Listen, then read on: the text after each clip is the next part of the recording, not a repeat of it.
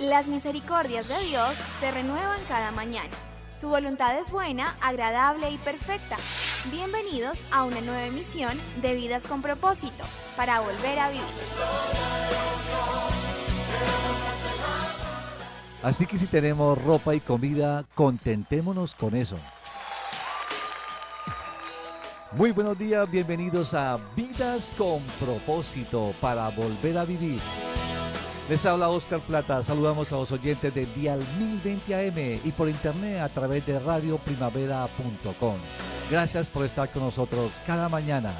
Hoy continuamos con la serie Maneje su dinero y compartiremos el cuarto y último tema: ¿por qué Dios no me bendice económicamente? Tú nos creaste con un propósito. ¿Por qué Dios no me bendice económicamente? En su segunda parte.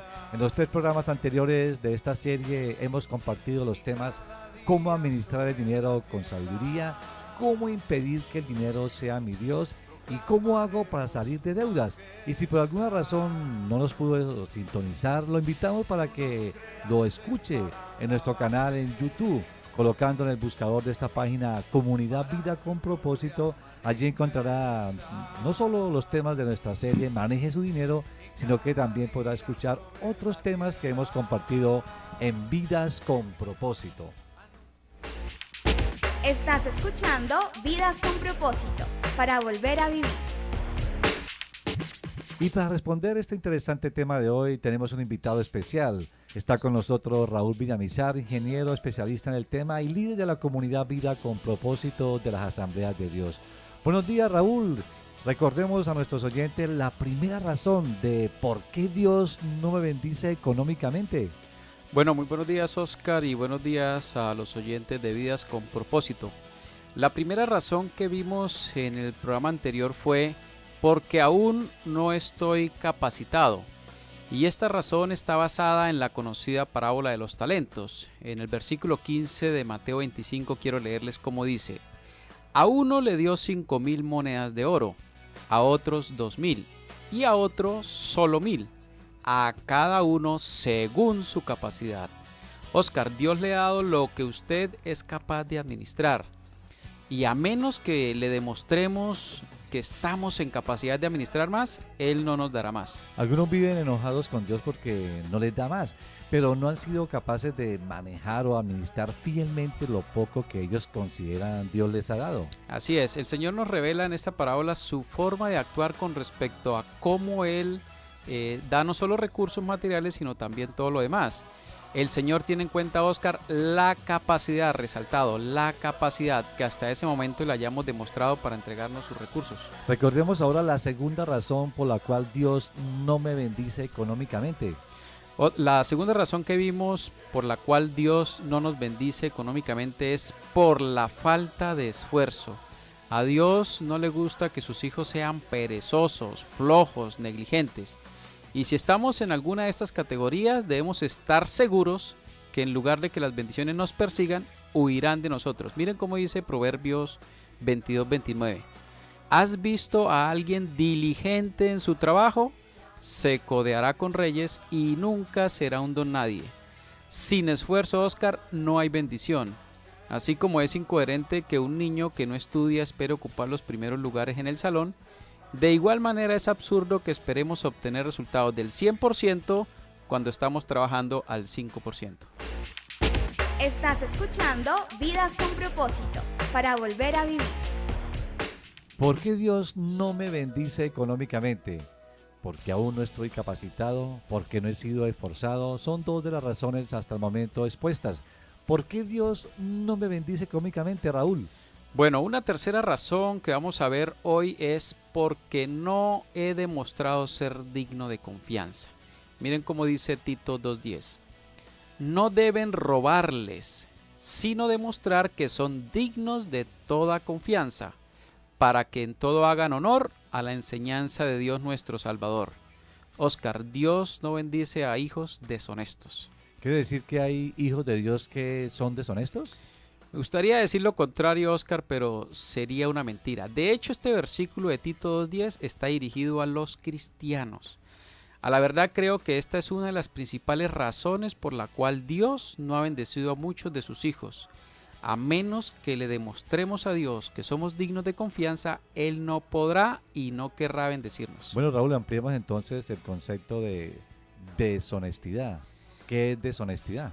Oscar, deshonestidad es todo acto consciente, bien sea de hecho, palabra o actitud, que busca sacar provecho a costa de los demás. Es decir, ser deshonesto es engañar, mentir o quitarle a otro para sacar un provecho personal. Miremos algunos ejemplos prácticos de deshonestidad por la cual Dios no ha bendecido a muchos. Primero, ejemplo, ¿cuál es, Raúl? Impuntualidad en el trabajo. Otra, utilizar el tiempo del trabajo para hacer otras cosas. Otra, sacar elementos del trabajo sin autorización, así estos sean pequeños o insignificantes, como hojas, clics, fotocopias, impresiones, etc. Mentirle a la esposa con respecto a los verdaderos ingresos. O mentirle al esposo con respecto al verdadero gasto. Mentirle al cliente con respecto al servicio o producto que está vendiendo. Llevar doble contabilidad para evadir impuestos. Otra, cobrar más de lo justo. Otra, ser injusto, no necesariamente ilegales. Escúchenme bien, puede ser legal, pero injusto en el pago de los salarios, prestaciones sociales y demás. Otra, cobrar a la fuerza y a escondidas lo que el empleador no me paga. Bueno, Raúl, en el ámbito popular se dice que con ser honesto nada se gana, nada se saca, justificando la deshonestidad como medio para alcanzar prosperidad económica. Oscar, de ninguna manera, y quiero dejarlo claro, Dios bendecirá a quien viva en deshonestidad. Si una persona, bien sea creyente o no, prospera de esa manera, no podrá decir que Dios lo ha prosperado. Dios no ha tenido nada que ver con esas bendiciones, entre comillas. Más bien, en lugar de ser bendiciones, son maldiciones que en los no creyentes los llevará a la condenación y en los creyentes a una fuerte reprensión de parte de Dios.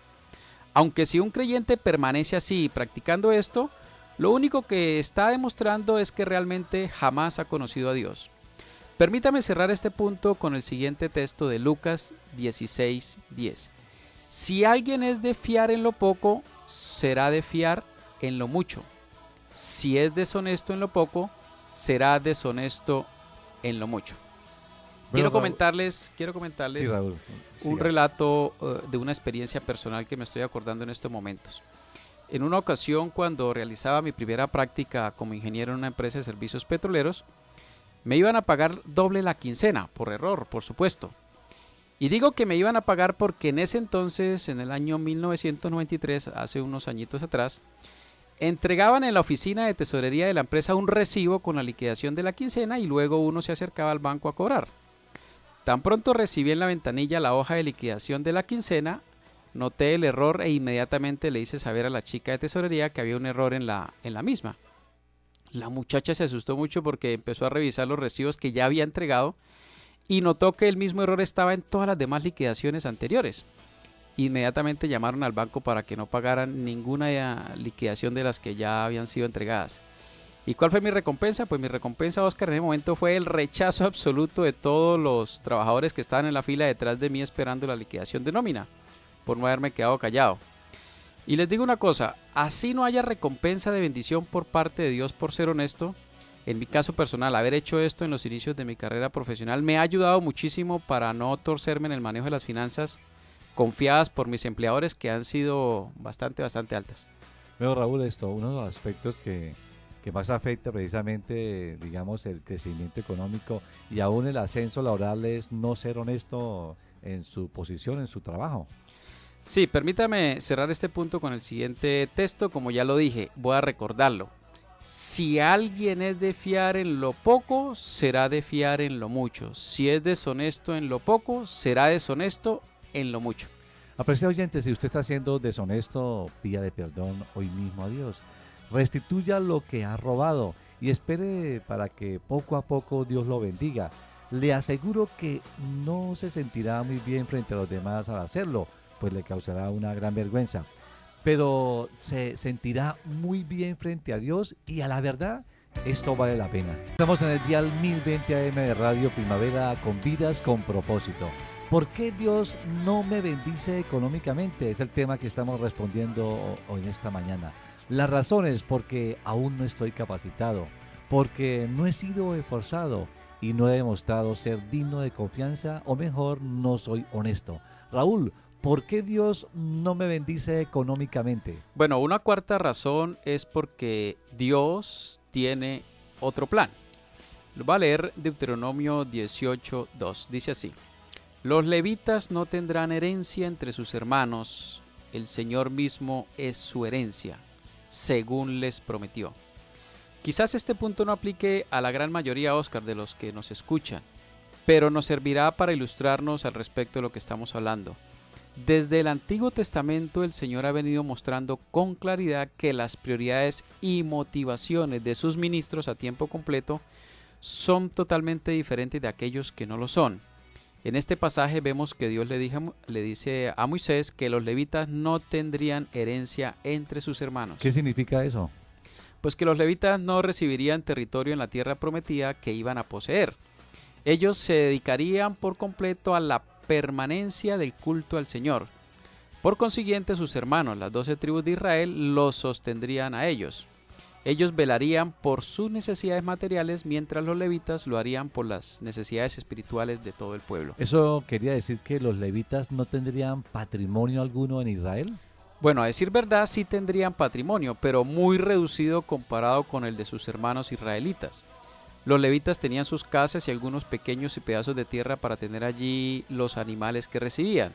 También se les asignaron parte de las ofrendas y de los diezmos que estaban obligados a dar las 12 tribus de Israel. Pero los bienes económicos que tenían eran lo justo para que se pudieran dedicar de tiempo completo a las labores que requería la operación del templo.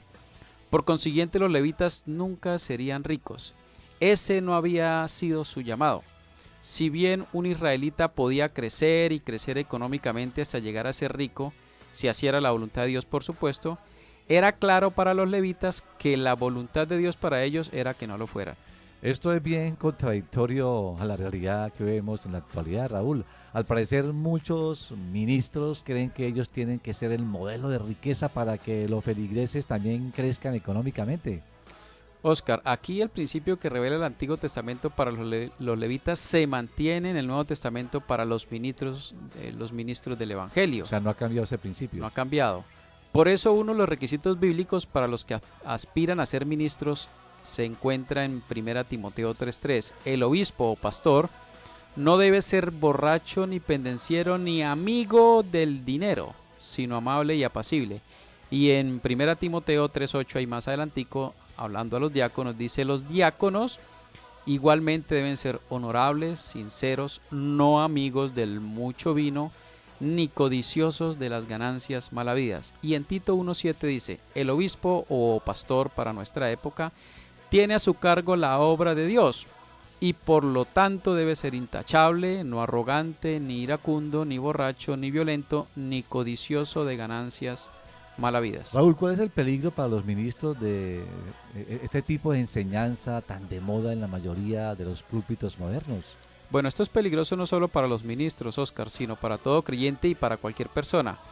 Y para mostrarle lo peligroso que era para un ministro el querer enriquecerse, Pablo le dice al joven pastor Timoteo lo siguiente: los que quieren enriquecerse caen en la tentación y se vuelven esclavos de sus muchos deseos. Estos afanes insensatos y dañinos hunden a la gente en la ruina y en la destrucción, porque el amor al dinero es la raíz de toda clase de males. Por codiciarlo, algunos se han desviado de la fe y se han causado muchísimos sinsabores.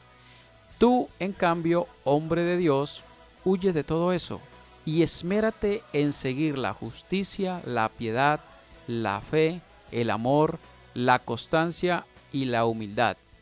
Pelea la buena batalla de la fe. Haz tuya la vida eterna a la que fuiste llamado y por la cual hiciste aquella admirable declaración de fe delante de muchos testigos. Aclaro, esto está en 1 Timoteo 6, del 9 al 12, y Timoteo era un pastor. Esta es la razón por la que todos los ministros que trabajan en la comunidad Vida con Propósito deben cada año presentar ante la congregación una copia de la declaración juramentada ante notario público de los bienes que poseen. Creemos que debemos dignificar el ministerio y eliminar toda sospecha del manejo de los recursos percibidos en la iglesia. Así, eso está bien. Ahora, no con esto queremos decir que los ministros a tiempo completo tengan que ser un modelo de pobreza o que tengan que pasar escasez en todo momento. Pero es claro por la Escritura que los ministros no buscan las riquezas y que en su estilo de vida son lo suficientemente sobrios. Raúl, una última razón por la cual Dios no me bendice económicamente. Bueno, la quinta y última razón es porque no quizás sea su voluntad. Proverbios 22:2, los 3:2 dice: el rico y el pobre tienen esto en común, a ambos los ha creado el Señor. Aún en el pueblo de Dios, unos son ricos y otros son pobres. En la iglesia primitiva, por ejemplo, no todos eran ricos, sino que debido a la generosidad nadie pasaba necesidad. Podemos decir que la voluntad de Dios para el hogar donde habría de enviar al Salvador era que fueran pobres. Es muy difícil en nuestra cultura capitalista, consumista y más como iglesia donde se promueve la riqueza para todos aceptar esta enseñanza, Raúl. Sí, Oscar, es difícil, pero es bíblico. Si Dios mismo legisló tanto en el Antiguo Testamento como en el Nuevo Testamento el cuidado que como iglesia debemos tener para con los pobres, es claro que dentro de sus planes está que algunos y quizás muchos de sus hijos pasen o pasemos por pobreza. A veces la voluntad de Dios es que algunos seamos pobres para que los que tienen abundantemente puedan mostrar su generosidad. Cuando leemos el libro de los Hechos encontramos que la iglesia de Jerusalén tuvo abundancia y debido a la generosidad ninguno de sus miembros pasaba precisamente escasez o pobreza. Así es, Oscar. Pero posterior a esto, a este relato donde nos muestra esto, Lucas nos afirma que hubo una hambruna que golpeó a toda Palestina, afectando inclusive a la iglesia. ¿Qué pasó? Pablo se dedicó a que los hermanos judíos y gentiles fuera de Jerusalén recogieran una ofrenda para proveer para las necesidades de los hermanos judíos. Es en este contexto que se escribió Romanos 15 del 25 al 27 que dice: por ahora voy a Jerusalén para llevar ayuda a los hermanos, ya que Macedonia y Acaya tuvieron a bien hacer una colecta para los hermanos pobres de Jerusalén. Lo hicieron de buena voluntad, aunque en realidad era su obligación hacerlo, porque si los gentiles han participado de las bendiciones espirituales de los judíos, están en deuda con ellos para servirles con las bendiciones materiales. O sea que esta prosperidad de la iglesia no permaneció siempre. Así es, nunca permaneció. ¿Podríamos decir que la pobreza, Raúl, es necesaria dentro de la iglesia? Bueno, la pobreza es necesaria aún dentro de la iglesia para que podamos demostrar qué tanto amor sentimos los unos por los otros. Así que aún ella se convierte en un instrumento que Dios utiliza para evaluar nuestro crecimiento en la fe. Es por eso que se nos escribe lo siguiente, Santiago 2 del 15 al 17.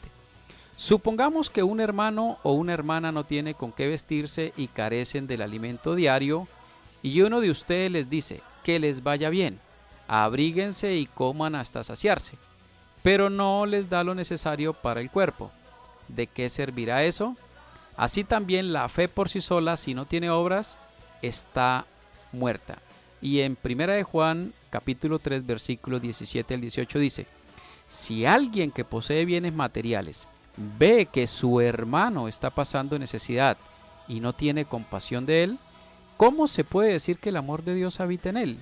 Queridos hijos, no amemos de palabra ni de labios para afuera, sino con hechos y de verdad. Esto no quiere decir, Raúl, que la actitud del hermano que no ha sido bendecido económicamente sea la de ser carga para la iglesia. Él debe esforzarse para suplir para sus necesidades. Lo que sí quiere decir es que debemos estar atentos para ver qué hermanos tienen necesidad y buscar la forma de cómo ayudarlos tangiblemente. Correcto, no es patrocinar la sinvergüencería ni la ser holgazán. Aquí lo que está hablando es de ayudar a aquel hermano necesitado con justificación válida, ¿no? Bueno, para finalizar quisiera decirle que no le demos tanta importancia a la bendición económica. Si lo ha estado haciendo, esto quizás sea muestra de que su confianza no está en el Señor.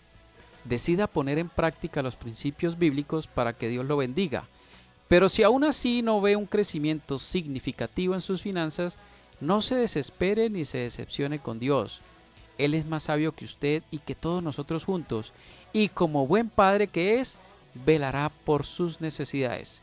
Cierro con este pasaje que, si lo recibe con fe, nunca más volverá a preocuparse por las bendiciones económicas. Y fue el mismo que usted abrió este programa, Oscar.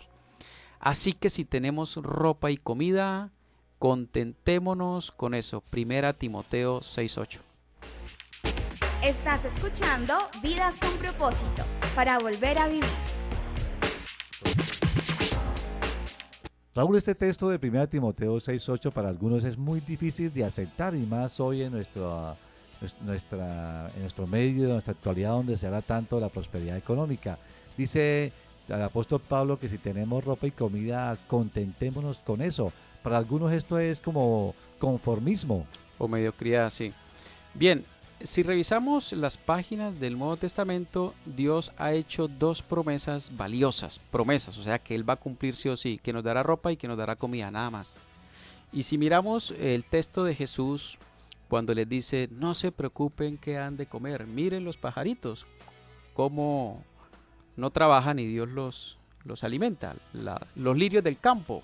Dios los no viste. trabaja ni cómo Dios los viste, ni aún Salomón así, no habla de nada más. Esas son las 2 promesas que Dios nos ha hecho a sus hijos, que nos dará ropa y comida. O sea, este es el principio del contentamiento. Ese es el principio No del del contentamiento, conformismo. no del conformismo, así es. El conformista es perezoso y no busca superarse en su vida. No busca crecer. El contentamiento le da gracias a Dios por sus bendiciones. Y si tenemos ropa y comida, esa es una bendición grandiosa de Dios. Lo demás es añadidura. Este fin de semana, en la comunidad Vida con Propósito de las Asambleas de Dios, El próximo domingo en la comunidad Vida con Propósito continuamos con la serie Entendiendo las Parábolas de Jesús, con el 4º tema, así que no quieres perdonar, en las reuniones de Piedecuesta a las 8 de la mañana, en la nueva sede ubicada en la carrera séptima número 450,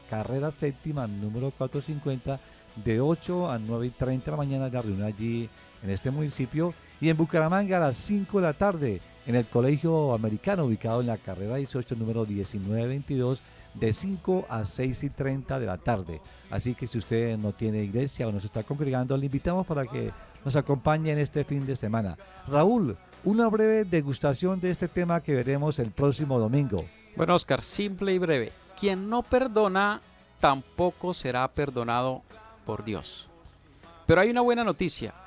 Gracias al sacrificio de Cristo y su resurrección, los que creemos en Él, adquirimos la capacidad de perdonar como Cristo lo hizo. Si quieres aprender cómo hacerlo, los esperamos en la comunidad Vida con Propósito el próximo domingo en los lugares que ya Oscar mencionó: Bucaramanga, Salón Paraninfo del Colegio Americano, carrera 18, número 1922, a las 5 de la tarde. Y en Piedecuesta, auditorio ubicado en la carrera séptima, número 450, a las 8 de la mañana. Escuchas tu programa favorito, Vidas con Propósito. Oración en el desierto, cuando todo en mí se cuesta. Mi oración en la necesidad, mi Dios todo lo suple. Apreciado oyente, si desea comunicarse con nosotros, llámenos al teléfono móvil 316-328-4637, 316-328-4637.